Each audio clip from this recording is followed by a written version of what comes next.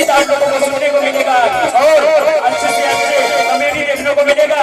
और आप लोग का जो रात है यादगार पल में तब्दील हो जाएगा। हम चाहेंगे कि अगली कड़ी में आदरणीय अंकित केवल जी जो आदरणीय करमचंद देहाती जी का स्वागत और अभिनंदन करेंगे। आपको जोरदार तालियां होनी चाहिए, जोरदार तालियां होनी चाहिए। कोई कंजूसी नहीं करेगा क्योंकि खाना भी खा रहे हो, खाना खाने भी आप लोग।